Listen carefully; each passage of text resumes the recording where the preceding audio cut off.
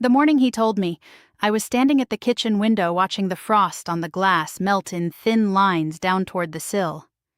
My hands were in the dishwater, still warm, and my father's voice behind me was calm, the way it always was when something had already been decided. He said a name, a man from our church district, a good family, a solid farm. I didn't turn around. I stood there with my hands in that water, and I thought about the 3 boys I had sat beside in the dark.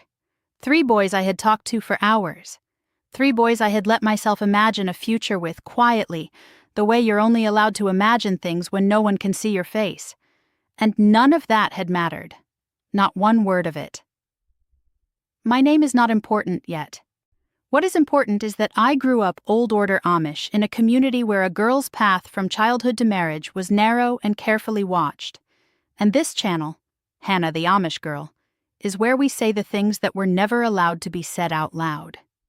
If you want to understand what Amish life is actually like, not the postcards, not the tourist farms, but the truth, subscribe right now, like this video, and turn on the notification bell so you never miss a story. Because there are so many still waiting to be told. Stay with me. Because what I'm about to share is going to surprise you, and if you grew up in a world anything like mine, it might break something open in you that you didn't know was still closed. People outside the community imagine Amish courtship as something romantic, simple maybe, quiet. 2 young people falling in love in a barn or beside a creek, stealing glances across a church bench until finally, shyly, they find their way to each other. That is not what it is. Amish courtship is a system. And like every system built inside a community that values order above almost everything else, it has rules that are not written down anywhere but that everyone understands completely. Here is how it worked in my district. A girl becomes eligible after her baptism. In my case, I was 16. Baptism is the moment you officially join the church, the moment you submit yourself to the Ordnung, the unwritten code that governs everything from the width of a hat brim to the order in which families are seated at a funeral. Once you are baptized, you are considered ready for service, ready for marriage, ready to become someone's wife. Sunday singings are where it begins, youth gatherings after the church service, held at different homes on rotation, where the unmarried young people sit on opposite sides of a long table and sing hymns together. Boys on one side, girls on the other. Eyes forward, but also not entirely forward. If a boy wanted to pursue you, he would arrange to give you a buggy ride home. Just that, a ride. And in that ride, maybe 20 minutes, maybe 40 if the road was slow, you were supposed to get a sense of each other. Whether there was something there, whether you could imagine more evenings like this. If you could, he would begin visiting. Sunday evenings at your family's home. He would sit in the front room with you. Sometimes a younger sibling would wander through. Sometimes a parent would be nearby, loudly pretending not to listen. The visits were not private, not exactly. But they were the closest thing to private that existed.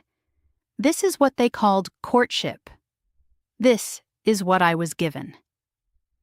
The first young man came in the autumn of my 17th year. He was quiet in the way that some men are quiet because they are deep, and others are quiet because they simply don't have much to say. I could not tell, in those first weeks, which kind he was.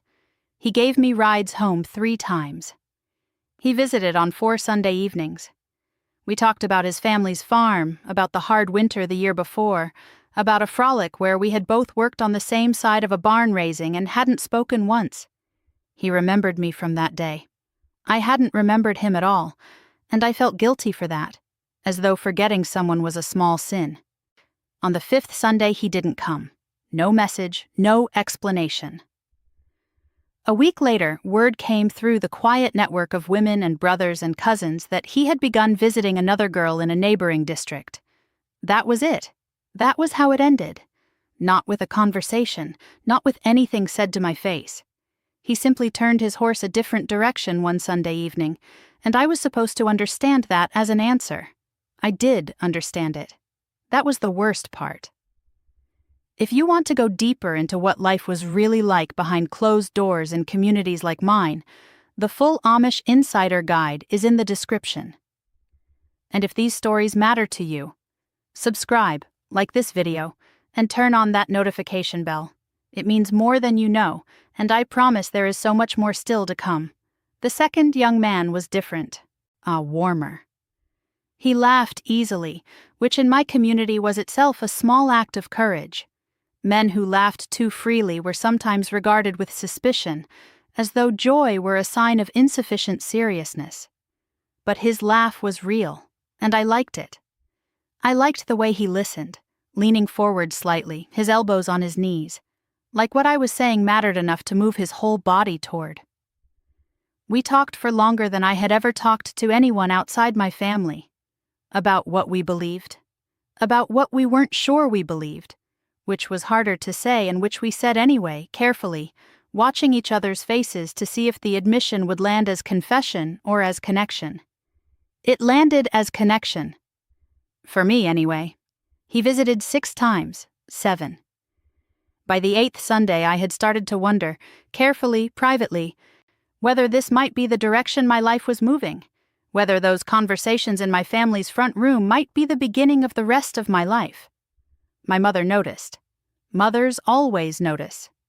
She didn't say anything directly.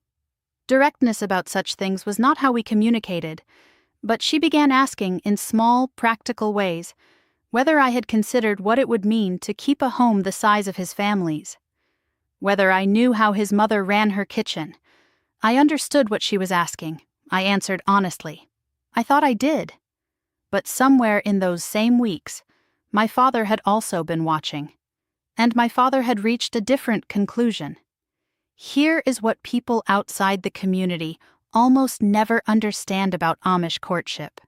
The girl is not the only one choosing. The boy is not the only one choosing. The families are choosing too.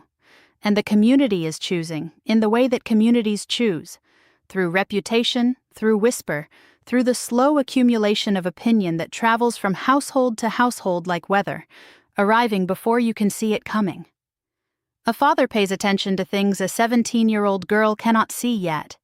He watches a young man's work ethic at frolics. He listens to what the deacon says about a family's standing. He considers land. He considers debt. He considers whether a particular man's temperament matches what he believes his daughter's temperament requires. He is not wrong to consider these things. I have learned, at a distance and after a great deal of difficulty, to hold that truth alongside the other truth. He was not wrong to consider them, but he considered them alone. He reached his conclusions alone, and when the time came, he acted alone. The second young man stopped coming in November. Again, no words said directly to me. My father had spoken to his family. The visiting was no longer appropriate. That was all I was told. I asked once what he had found unsuitable. My father looked at me for a moment, not unkindly, but with a patience that suggested the question itself was a little beside the point. He said, "I know what's good for you better than you do right now." He believed it, completely. That is the thing I have had to sit with for years. He was not being cruel. He was being faithful to a system that told him his judgment about my life was his responsibility, his God-given authority, and that my judgment about my own life was something I would grow into, eventually, after marriage, and after children, after the years had shaped me properly. The third young man I am going to tell you about, I want to tell you about carefully, because he is the one that still costs me something to talk about. He came in the spring. He was older than the others, 22 to my 18 by then. He worked wood.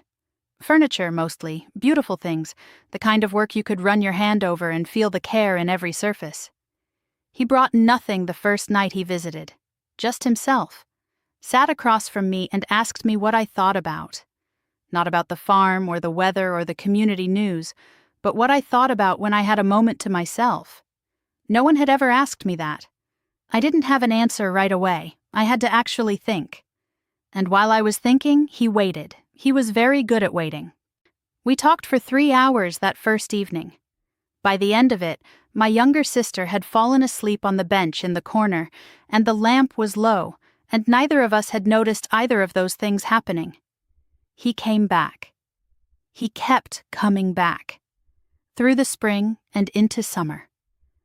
We talked about faith in the way you can only talk about it with someone who shares your language, but not entirely your certainty. Carefully, honestly, with a kind of reverence for the questions themselves, not just the answers. I began to understand what it might feel like to be chosen by someone who saw you. Not the useful version of you, not the obedient version, but the one that existed in those quiet moments when you didn't have to perform anything for anyone. My mother noticed again. This time I think she hoped too. My father noticed too. If you want to go deeper into the hidden world of Amish marriage and courtship, the full Amish Insider Guide is waiting for you in the description. And subscribe if you haven't yet. Like this video, ring that notification bell. Because this community is where the real stories finally get to breathe.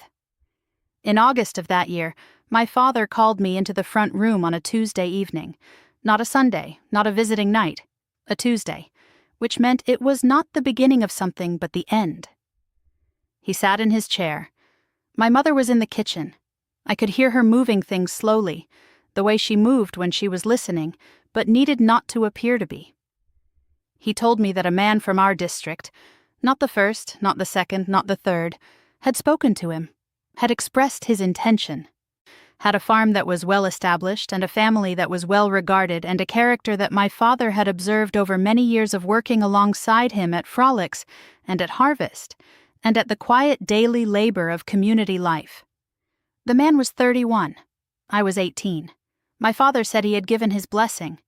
I remember the stillness in the room, the clock on the wall, a horse shifting in the barn, my own breathing, which I became very conscious of suddenly. I asked if I had a choice. My father was quiet for a moment. Then he said that of course I had a choice, that no Amish woman was forced into marriage, that the church did not permit that. But he said it in the voice of a man who had already determined the shape of the answer he expected, and I was 18 and baptized. And the alternative to marrying within my community was a word I could not yet bring myself to think. Shunning, Meidung, the closing of every door, my mother's voice on the other side of a wall that would not open. I said yes, not with joy, not with the slow blooming certainty I had felt on those summer evenings when someone had waited while I found the words for what I thought about in the quiet, but with the particular kind of yes that is not really a yes at all. The yes that means I understand the shape of what I'm standing inside and I do not yet know how to stand outside of it. I want to tell you what happened after. The marriage was not violent. The man was not cruel. He was what my father had assessed him to be, steady, hardworking, respected in the community. He was also a stranger. Then a stranger I was expected to build a life with, in a house I had not chosen, in a future I had not been permitted to imagine on my own terms. There were mornings in that first year when I stood at a kitchen window that was not my mother's kitchen window, and I tried to remember the feeling of those summer evenings, the lamp going low, the question no one had ever asked me before. What do you think about when you have a moment to yourself? I thought, I think about whether that version of my life was ever really possible, or whether it was always going to be taken from me before I understood it well enough to fight for it. In therapy, years later, I learned a word I had never heard spoken inside the community: agency. The experience of being the author of your own choices, not just allowed to speak, but actually determining the direction of your own life. I had not had that. Not in the way the word means. My yes was real in the sense that my voice made the sound.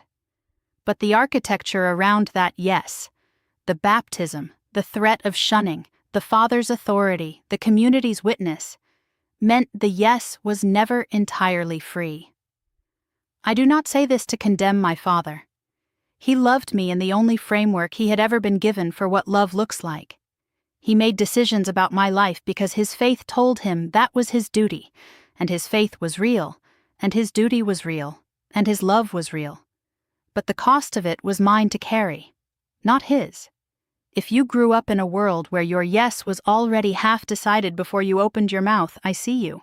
And if someone loved you in a framework so rigid that their love and your captivity were the same gesture, I see you too. You are not wrong for having wanted more. You are not faithless for having noticed the walls. You were human. You were always human. And that was never something you needed to apologize for. The Amish world gave me a community so deep it had a texture. It gave me faith, even if that faith is now something I hold differently, at a different distance, in different hands. It gave me the ability to work in silence for hours at something difficult, and find something close to peace in that. But it did not give me my own voice until I took it. And taking it cost everything. And I would do it again. If you want to go deeper into what the Amish world really looks like from the inside, the courtship, the marriages, the silence around all of it, the full Amish Insider Guide is in the description. Go find it, and subscribe, like this video, ring that notification bell, because there are so many more stories still waiting to be told, and I am not done telling them. Not even close. Until next time, choose your freedoms wisely. They might just save your life.